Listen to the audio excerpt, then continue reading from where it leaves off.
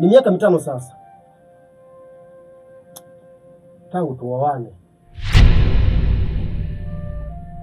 Hakuna mtoto wala hakuna cha nini. Unaweza kuwa na maumivu kama yangu wewe?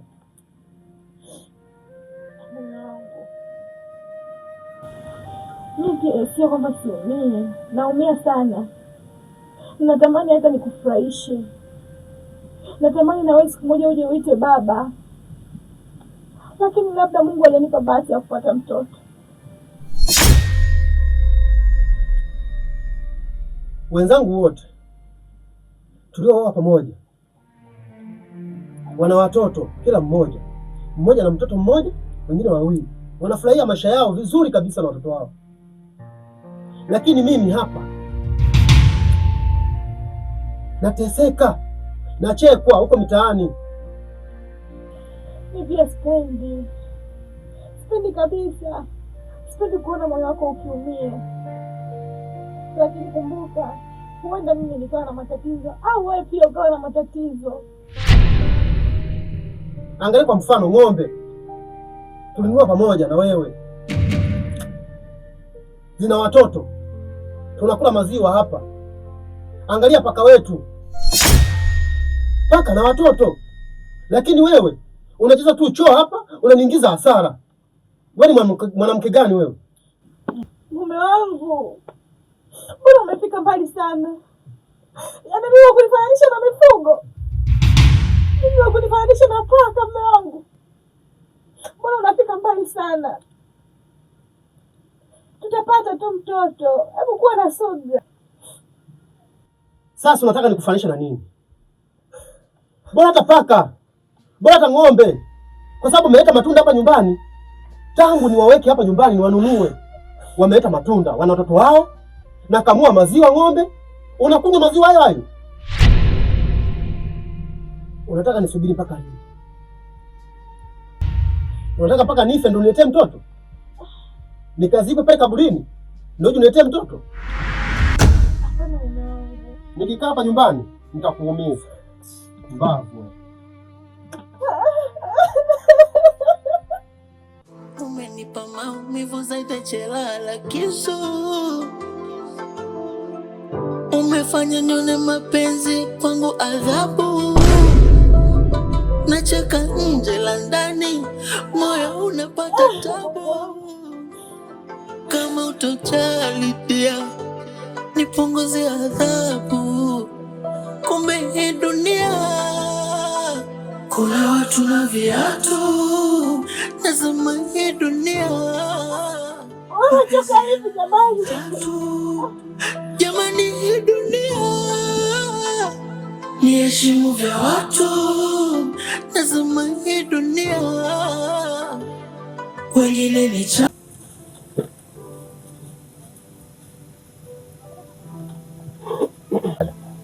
Nimeona mbadilika toka mmeo amefika. Naona unafurahi kweli? Ni kweli kakaangu. Yaani nina furaha hata sijui nielezaje.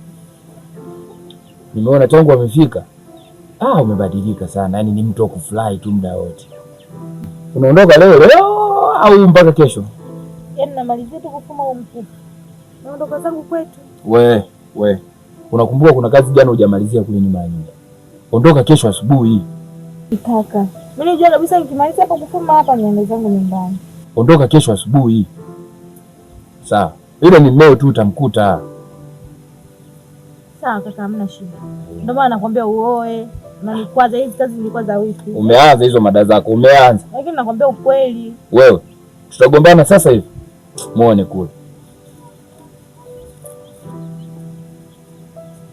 Unakaa tu kuzekea kwa mzee. Oa.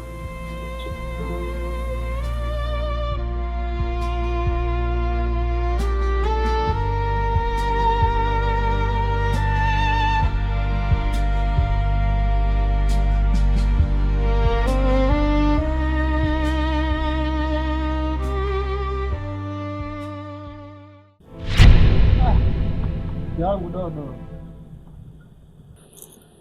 Asante kwa kuja. Usijali mama. Jana nifikiri tulivyokuja utafuata nyuma, Nikashangaa hamna. Hamna, nisingeweza kuondoka hivi kwa kukurupuka. Unajua nyumbani mtoto wa kike ndo mimi. Kwa hiyo kabidi niache mazingira sawa. Lakini nashukuru kwa kuja. Pia nashukuru wewe kwa kuja. Maana sikutegemea kama wewe Magambo naye kujua mimi. Ujishushe vile uje ombe radhi nyumbani. Umeniheshimisha sana. Mke wangu, si unajua tena Gamba alikuja, alinishauri, tulikaa naye vizuri, akanishauri, bwana hapo umekosea hiki. Kwa sababu tunashaurianaga naye. Mimi mwenyewe akikosea na mshauri, na mfundisha mengi, ananifundisha. Kwa tukaamua tuje naye. Angalau hata yeye ulimsikiliza. Sidhani kama angekuwa mtu mwingine ungemsikiliza. Mwingine singemsikiliza. Ila nimejifunza kufuatana na makosa. Sawa. Jikoni kuna nini?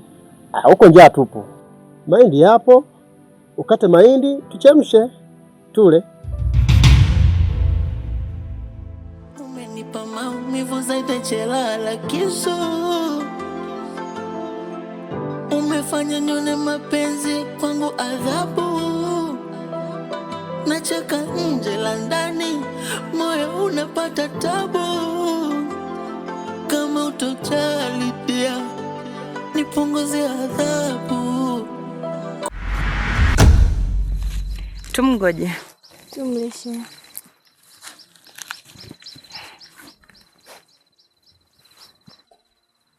Vipi? Uliongea na Mageme kuhusu lile swala letu la mimi na Papala? Sikumwambia. Kwa sababu Gena alinikataza. Na alinisisitiza sana. Na mimi niliogopa kumweleza Mageme. Si unajua mimi hapa nimeolewa tu. Kwa hiyo niliogopa kufanya chochote.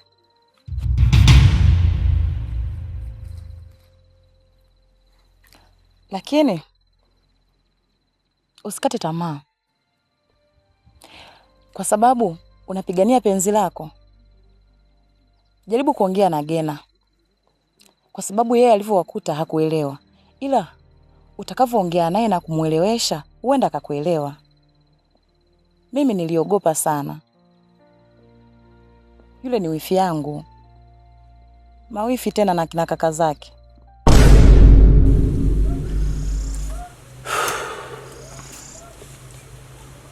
Dodo mke wangu, naomba unisamehe kwa yote niliyokukosea.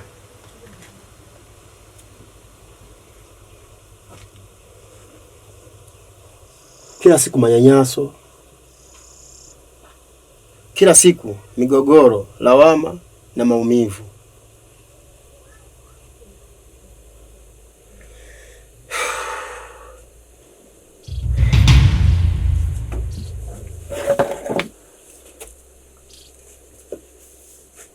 Mke wangu,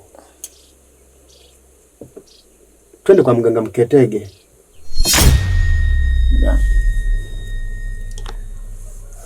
Mganga?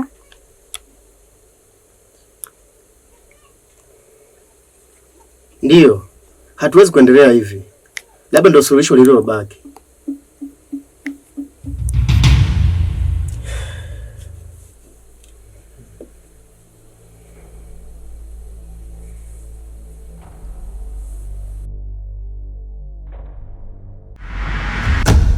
Si unajua mawifi na kaka zao?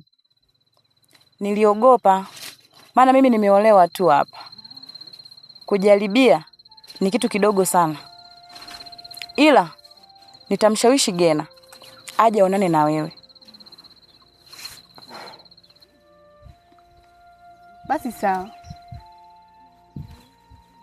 Naomba umwambie Gena tuonane kule karibu na kivuko cha mto. Sawa. Labda nitajaribu kuongea naye. Mimi nitamshawishi Gena. Japo itakuwa sio rahisi. Maana hataki hata kukusikia. Ila nitaongea naye. Sawa. Sawa. Karibu nyumbani, maana umenitia mbali. Nataka tuamshe aliyolala. Haya bwana, si unajua mawifi tena. Haya. Haya sawa.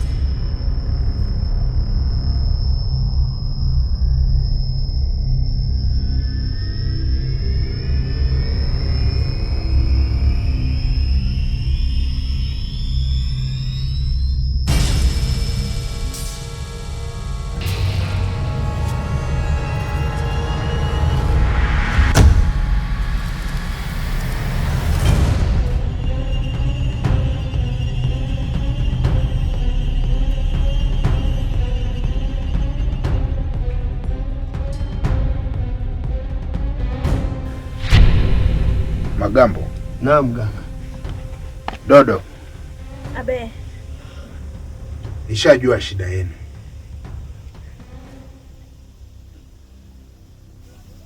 Wala msiogope.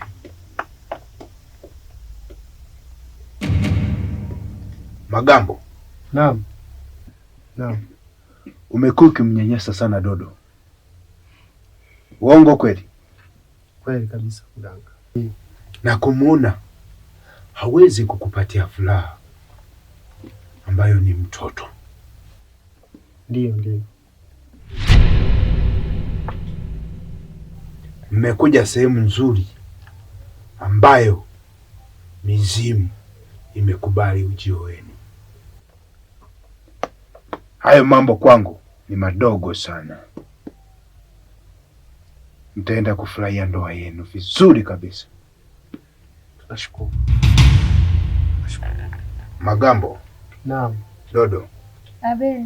Jambo lenu nikiwakamilishia, mtanipatia kitu gani kama shukurani kwa mizimu? Mganga, ukitukamilishia hili swala takuletea kuku kama shukrani.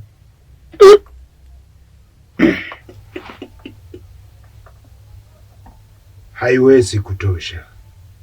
Jambo lenu ni kubwa sana. Ni kubwa mno. Kama mko tayari kutoa mbuzi, niko tayari kuwapa dawa. Ndani ya muda mfupi sana mtaenda kufurahia kuwa na mtoto. Mganga, mbuzi wangapi? Mbuzi wasiopungua 2. Mna uwezo huo? Mganga, tupo tayari. Vizuri. Kazi yenu imekuwa nyepesi. Lakini nianze na Magambo. Magambo. Naam. Ulikuwa unakosea sana kumuonea Dodo. Nikupe pole sana, kwa sababu mbegu zako hazina uwezo wa kutunga mimba kwa mwanamke, na wewe ndiye mwenye tatizo, sio mke wako. Kwa hiyo mizimu ya kijiji cha Mbozi iko tayari kutengeneza uhusiano kati ya wewe na mkeo mpate mtoto. Tia mizimu ya kijiji chetu. Mbegu zako tutazihamisha kwenda kwa mke wako moja kwa moja na utapata mtoto. Nashukuru mganga. Umenipa maumivu zaidi chelala kisu. Umefanya nione mapenzi kwangu adhabu. Nacheka nje la ndani, moyo unapata tabu. Gena, kwanza kabla ya yote naomba unisamehe kwa aliyotokea hapo nyuma.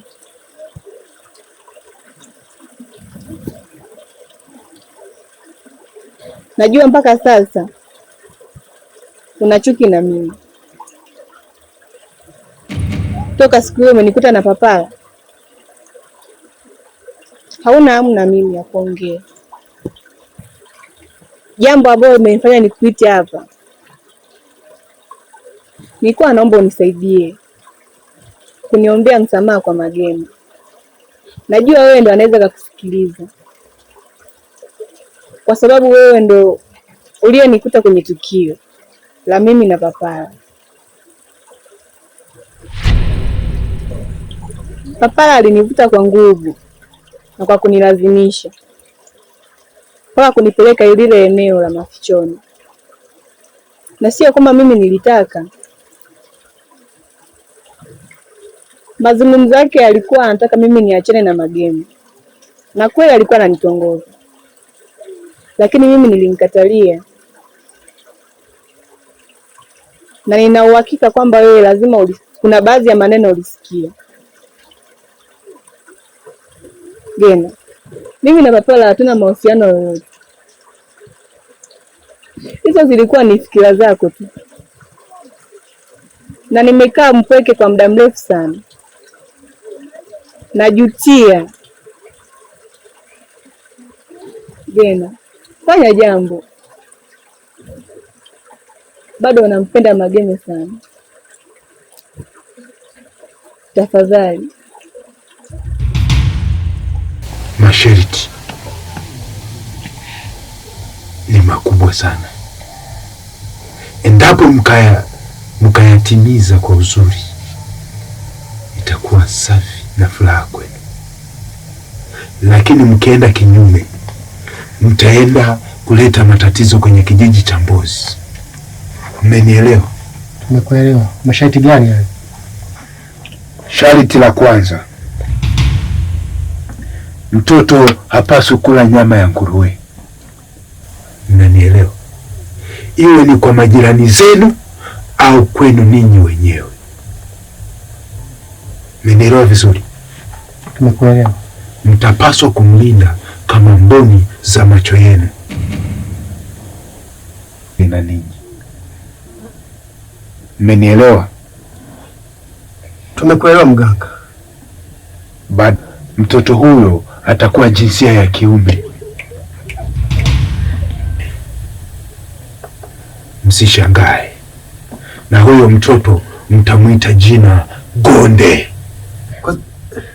Kwa nini aitwe Gonde? Ina maana siwezi kumpa jina mwenyewe? Hilo jina linatokana na mizimu, kwa sababu mtoto mwenyewe anapatikana kwa njia ya mizimu. Mmenielewa?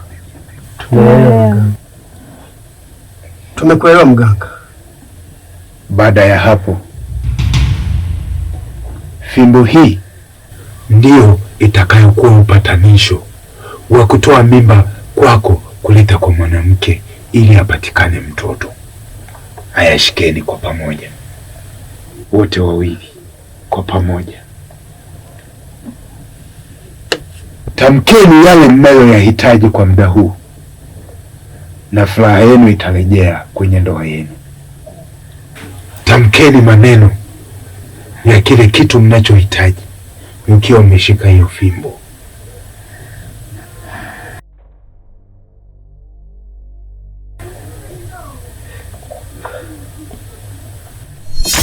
Tunaomba mtoto. Tunaomba mtoto. Tunaomba tusaidie mtoto. Inatosha. Hilo limekwisha. Mizimu imekubali. Baada ya haya yote kukamilika, ndani ya wiki 2 mke wako Dodo ataenda kubeba mimba. Mmenielewa vizuri? Tumekuelewa mganga. Baada ya miezi 3 atakwenda kujifungua. Msishituke wala msiogope. Rudisha fimbo.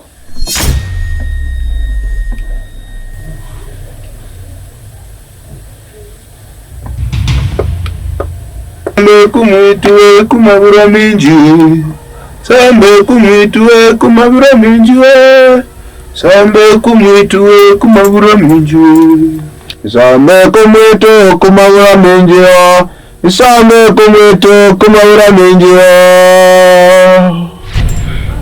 Mnainuka, hampaswi kuangalia nyuma. Nendeni. Sambe kumwitwe kumabura minji, sambe kumwitwe kumabura minji, sambe kumwitwe kumabura minji, sambe kumwitwe kumabura minji,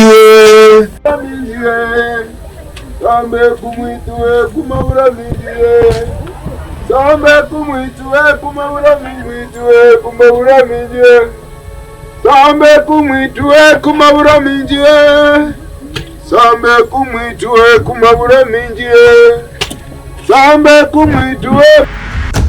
Tausi, yaani mpaka mimi nimefika hapa, tambua ya kwamba nimekusamehe. Na kama ningekuwa nakuchukia bado, mimi nisingefika hapa. Nimejaribu kuvaa viatu vyako kwa muda ambao ulikuwa mbali na Mageme. Angekuwa mwanamke mwingine, angekuwa ameshakata tamaa kabisa. Kwa kuwa umeonyesha uvumilivu wako, mimi nimekusamehe. Na nitaenda kuongea na Mageme. Jibu atakalonipa ndio jibu nitakalolileta kwako.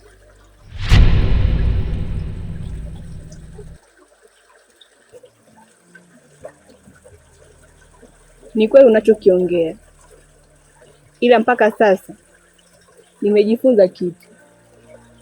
Sitarudia tena makosa niliyoyafanya. Sawa, mimi natumai utabadilika kama ulivyobadilika. Ila wakati mwingine jaribu kuwa makini sana. Unapokuwa mchumba au mpenzi wa mtu, epukana na hao wengine. Hivi Tausi, kwa mfano pale kaka Mageme ndo angepita, angewakuta katika ile hali niliyowakuta nayo mimi, unadhani angekuelewa?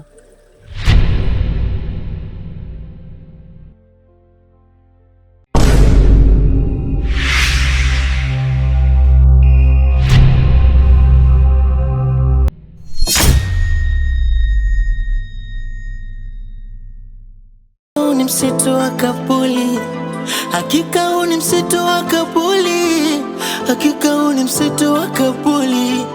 Nimejionea kila naye akaota ndoto, alizani ndoto ya uongo, kumbe ni mwanzo wa changamoto, majuto. Anajionea